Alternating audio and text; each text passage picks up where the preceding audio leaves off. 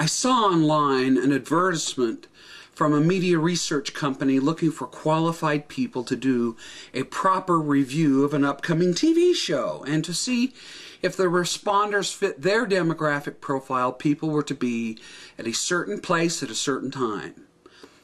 It was an easy-paying gig, so I traveled to the out-of-town location, a lone building set on a few acres of farmland occupied by 4 or 5 horses munching in the field. When I entered the facility, the officiators told us to just use our imagination. That's what mattered. Imagination. Or whatever, I didn't know, but hell, I'm so creative, so I thought, let's go. There were no directions or hints. Well, I wandered around in my own fantasy world, being a lone toy soldier shouldering a faux rifle. Later, an officiator suggested I couple up with someone. I noticed a young girl next to me picking up stuff and suggested we collect things as a team. She was amenable to the idea, and thus we began in earnest, but couldn't decide jointly exactly what we wanted and what we wanted it for. From my vast imagination, I suggested we were protecting endangered species by putting plastic animals in our plastic bucket. She seemed satisfied and joined in the game. She spoke little to me, but appeared to be content in my presence, actively going about her business. I mostly had to guess what was on her mind, like I was guessing the meaning of this exercise. Maybe we were homeless and living off the street or the land for our survival, I noted to her. She was unfazed. It was a romantic notion for sure. After a while, as the sun was setting, we had ended up collecting just about everything we found lying around. Toys, kids' belongings mostly. I found a sleeping bag, zipped it up, and dumped our large collection into it.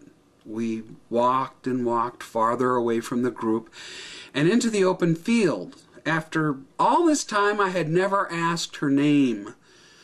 Initially, I couldn't understand what she called herself. Then clearly she spoke Cynthia.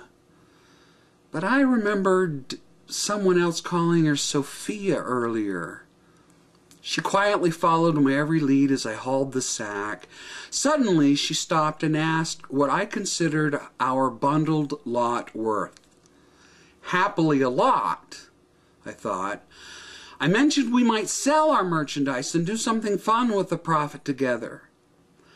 I put the question to her as to what she wanted. "Let's get married," she responded. Stunned I was. I confess my face flushed with a streak of sentimentality. She appeared older in that instance there in a flowery gingham dress. I was embarrassed to see in the moonlight she indeed had the form of a mature woman, but such becomes the female flatterings to an old man. Never mind.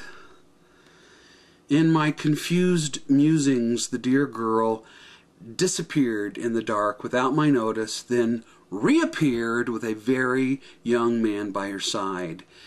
She announced she had found this other suitor who was even now leaving our container in tow. She smiled at me like an angel of innocence. In my awkward acquiescence, I could only stand feeling the fool and watching the inevitable scene. Then eventually I returned to the assembled focus group and sat inside a circle of make-believing folk chattering on amongst themselves about events of the day. An officious authority figure stooped down directly in front of me and leaned in inquisitively about my imagination. "I've seen this show before," I said, "and it sucks."